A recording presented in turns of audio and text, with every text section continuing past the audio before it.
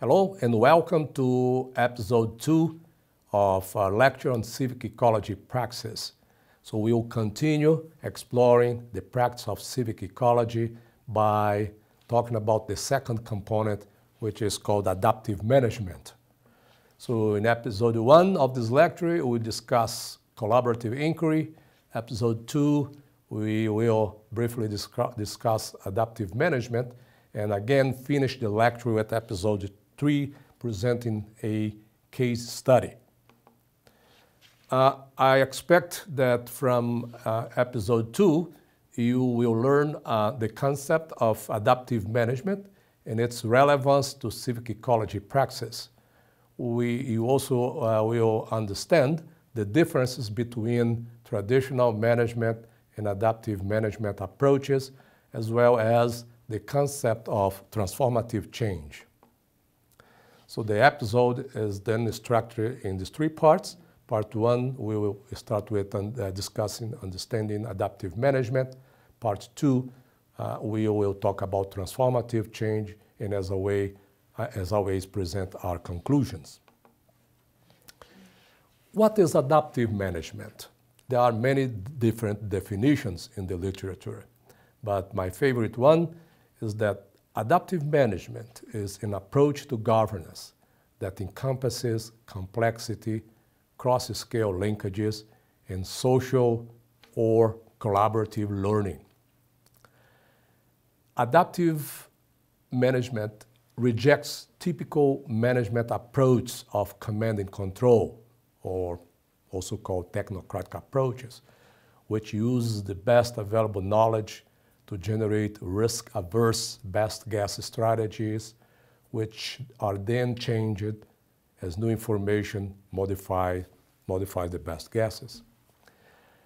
Identify uncertainties and then establishing methodologies which are tested as hypotheses concerning those uncertainties is therefore the primary activity in adaptive management. Another interesting aspect of adaptive management is the fact that it uses management as a tool not only to change the system that is under study or being intervened, as well as an experiment to learn about the system. So it's a process of intervention at the same time as a process of learning. Adaptive management is concerned with the need to learn and the cost of ignorance, while traditional management is focused on the need to preserve and the cost of knowledge. Key features of adaptive management include the following. 1, a focus on the ability of systems to learn, adapt while facing shocks and long-term pressures. 2, combining different types of knowledge to understand complex linked socio-ecological systems. As you see, this combining different types of knowledge is one of the aspects discussed in the previous episode on the need for collaborative inquiry. 3rd, a continued evaluation of management policies and practices against experimental outcomes. So in adaptive management and intervention is always an experiment. And as I said, we use the experiment not just to modify, to change the system, but also to learn from the system through the experiment outcomes.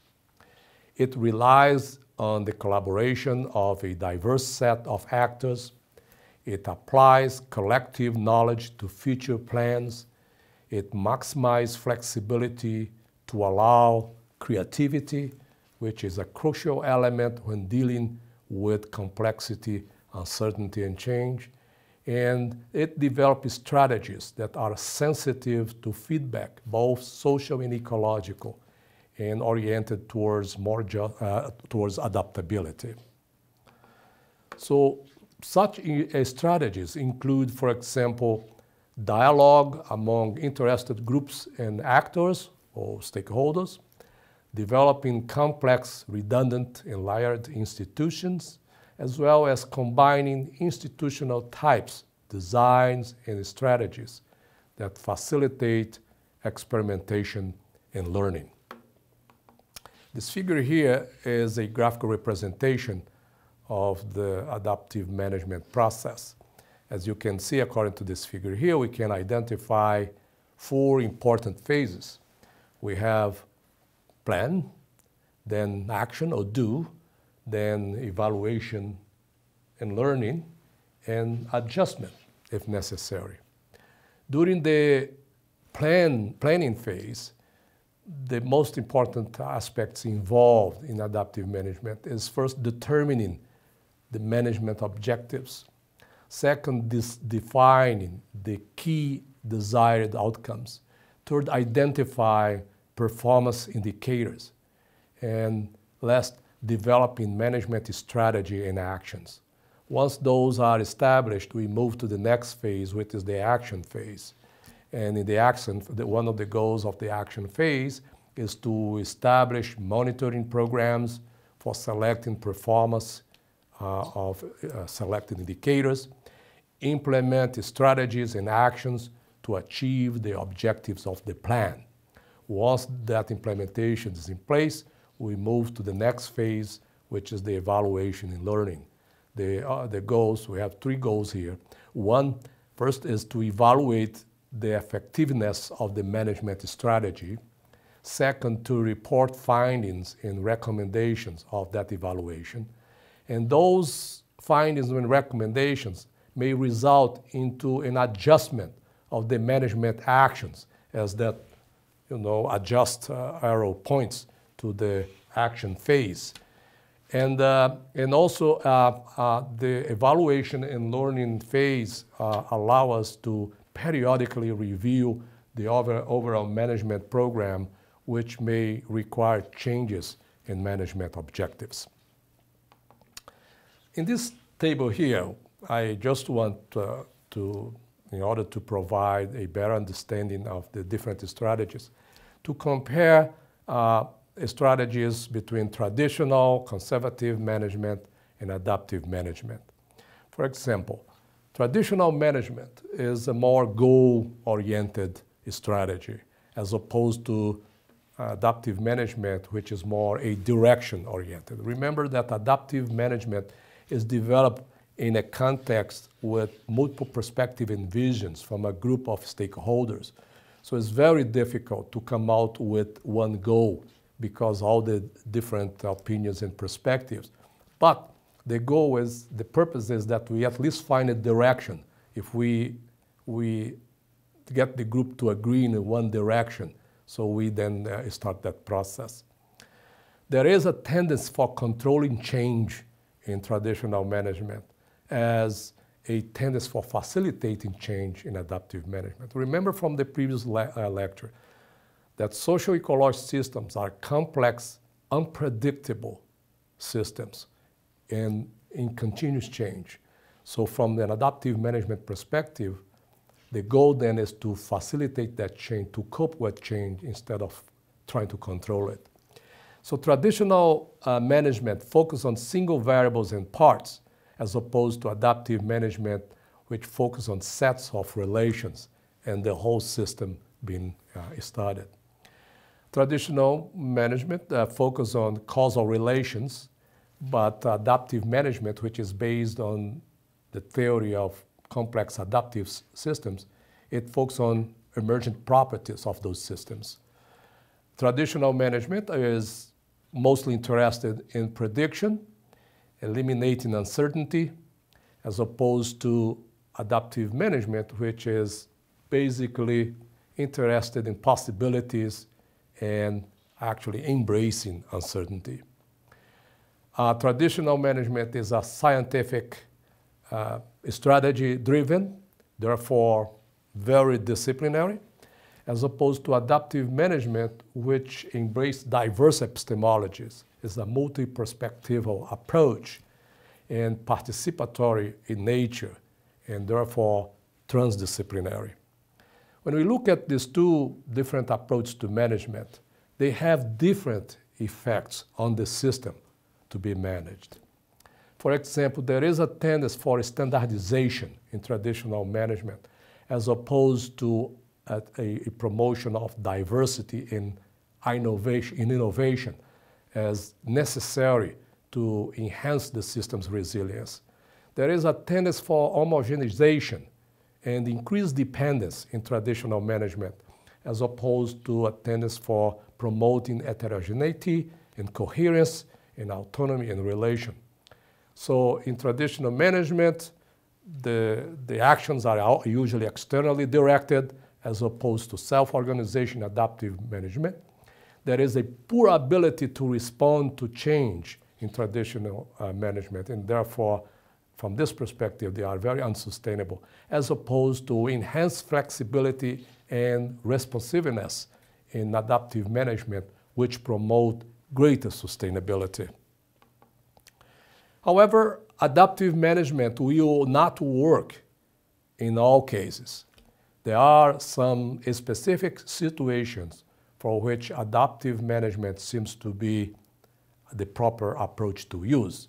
And by extension, I would say the proper context in which civic ecology should be applied. For example, one of the characteristics of the context in which adaptive management, or by extension civic ecology practice may succeed, are those contexts in which the resource systems is well defined. And by that I mean the systems are characterized by relatively immobile as opposed to highly migratory and transboundary systems. For example, if we are dealing with a watershed that crosses the boundaries of two different countries. And this type of systems with relatively immobile are likely to generate fewer institutional challenges and conflicts while creating and enabling an environment very appropriate for learning and adaptability. Another type of context that favors the possibility of success in civic ecology projects or adaptive management are small-scale resource contexts. Small-scale systems, management of a specific watershed, for example, or a local fishery, will reduce the number of competing interests, institutional complexities in layers of organization. In one of the interviews here, in one of the lectures, we discussed about the possibility of applying civic ecology across scales. And I mentioned that at that moment that the civic ecology approach is more appropriate to small-scale resource context. As the scale of the resource context increases, the number of intervening variables increases, the complexity increases exponentially, and the number of institutions and issues to be dealt with, making the problem very difficult to be approached from an adaptive management perspective. Third, situation where there is a clear and a definable set of stakeholders with common interest. In situations where stakeholders have limited or no connection at all to the place or to the context in which the problem is to be solved, building linkages and trust will be very, very problematic. Fourth, places where there's a commitment to support a long-term institution building process. Success of civic ecology practice, and by extension adaptive management strategies, is more likely to occur where stakeholders accept the long-term nature of the process and recognize that a traditional approach to institutions or management strategies is not advantageous. And finally, contexts where national and regional policy environment is supportive of collaborative management efforts. Explicit support for collaborative process and multi-stakeholder engagement will enhance the possibility of success. So again, in one of the interviews here, during one of the lectures, I mentioned that civic ecology is essentially a participatory bottom-up approach to management. However, I also mentioned that that approach has very little chance to succeed in situation, in context where there is no top-down support for that type of approach. This is what I meant here. So a civic ecology practice will have a great chance to succeed as a bottom-up, non-technocratic approach in contexts in which we have institutional support for that type of collaborative efforts. Now, central to civic ecology practice, as I already mentioned here in previous lectures, is the recognition that the transition to a more just and sustainable society requires more than institutional restructuring. It requires a radical transformation in our belief, attitudes, and behaviors towards ourselves and the natural environment. Because of this, embedded in civic ecology practices is a set of principles and tools seeking to promote transformative, constructive, personal, and social change. But what I mean by transformative change? Well, according to a social forum in Detroit, United States in 2010, organized by the People's Movement Assembly, they define transformative change as a process through which who we are, individually or collectively, is changed so deeply that the following conditions are altered. First, our sense of identity, the way of seeing, thinking, reflecting upon ourselves and the environment. Emotions, referring to the range of feelings and reactivity. Embodiment, relationship and connectedness to and within our bodies and how we show up. Actions, expressed in terms of our behaviors and partnered responses. Creativity, our capacity for responsiveness and ability to access resources. And finally, paradigms, overall perspective and mode of operating. Transformation is expected to be distinctive from simple change, to be inclined towards being irreversible.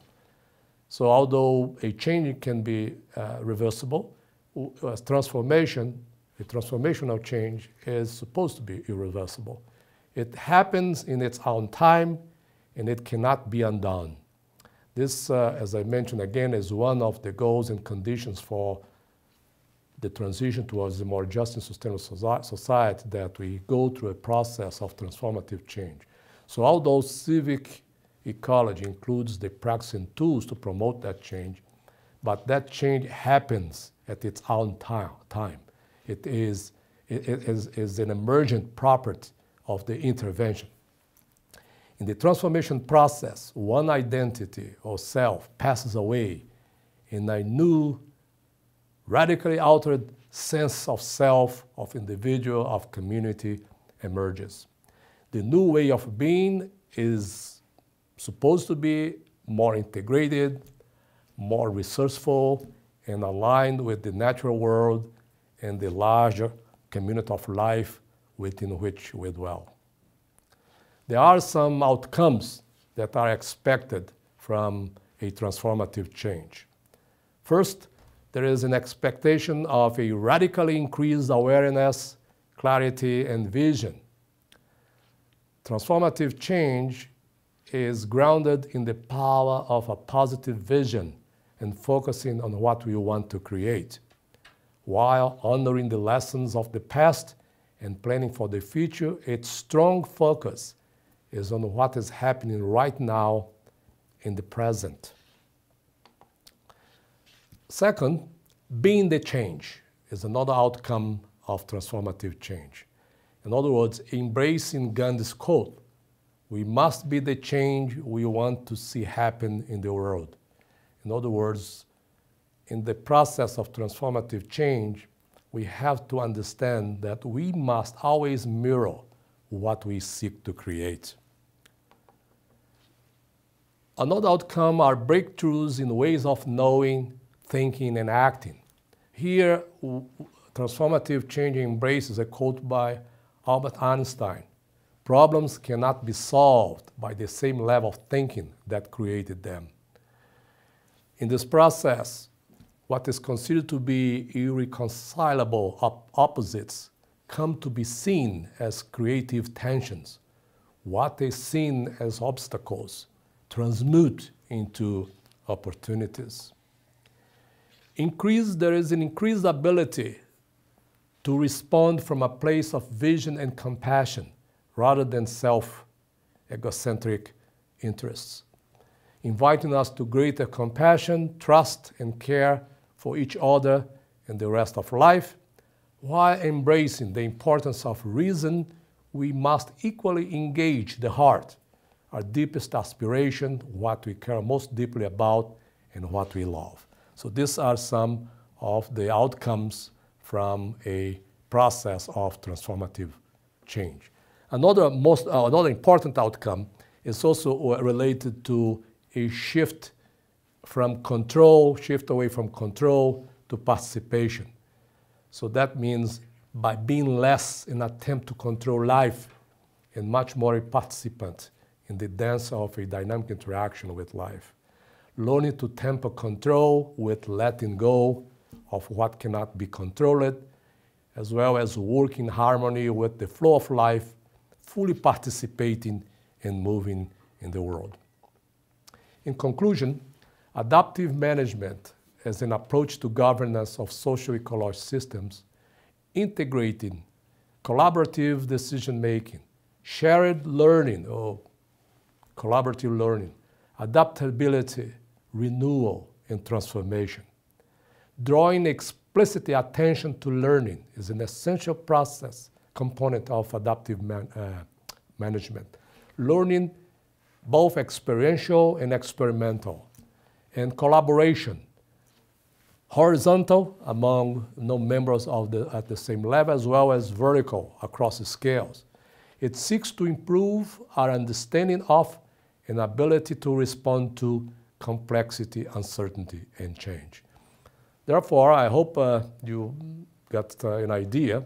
These three major components of civic ecology practice start with collaborative inquiry, in which stakeholders are involved in the process of learning and making decisions, moving to an adaptive approach to management, which offer a framework to cope with complexity, uncertainty, and change. And in the process, because one of the major assumptions of civic ecology is the need for a change in psychological and behavioral attitudes towards the environment, there is this component of transformative change. So as a civic ecology process, it starts working with a community. Built into that process are expectations for transformative change. Some questions that I suggest for you to continue exploring the subject of adaptive management.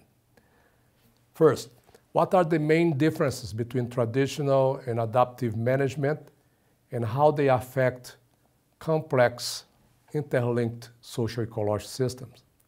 Second, how does adaptive management cope with complexity, uncertainty, and change? And finally, what is the goal of transformative change in civic ecology praxis?